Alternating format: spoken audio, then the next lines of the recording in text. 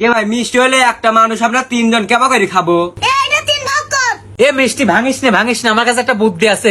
বুদ্ধিটা হইলো আমরা তিনজনে এখন ঘুমাইছে যাব, যে সবচেয়ে বেশি ভয়ঙ্কর স্বপ্ন দেখবি সেই মিষ্টিটা খাবে। আচ্ছা তাহলে ঠিক আছে, আমরা তাহলে ঘুমাই।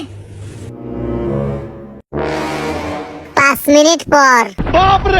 ওরা সবাই ঘুমাসে গেছে, এই সুযোগে মিষ্টিটা খাই।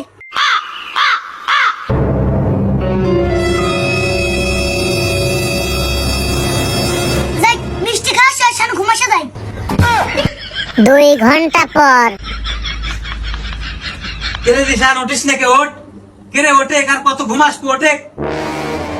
কে রে কি হয়েছে ক? এই স্যার তুই জানিস আমি কি ভয়ঙ্কর স্বপ্ন দেখছি?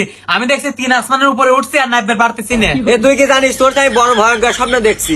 আমি স্বপ্নে দেখছি কি সুন্দরবনে বাঘের সাথে যুদ্ধ করতেছি। হায় রে আল্লাহ, কইস কি? তাহলে দেখ জিরো কি স্বপ্ন দেখছে। কে জিরো? জিরো, এ জিরো, এই স্যার ওঠে। এই যে এত ডাকাডাকি করতেছ না, একটু ঘুমে শুয়ে দে। এই স্যার ঘুম পরে আগে ক কি স্বপ্ন দেখছু? এ ভাই আর স্বপ্নের কথা কইস নে, আমি একটা বড় ভয়ঙ্কর স্বপ্ন দেখছি। কি স্বপ্ন দেখছো তাহলে ক? আর ভাই কইস নে, বিশাল বড় এক শয়তান লাঠি লাইছে। লাঠি লাইছে করছে যে জিরো আর মিষ্টিটা খা, নালে তোকে বাইরে মারিয়ে লা দেবো। সেজন্য আমি ভয় করে ঘুম থেকে উঠে মিষ্টিটা খাওয়া লাইছি।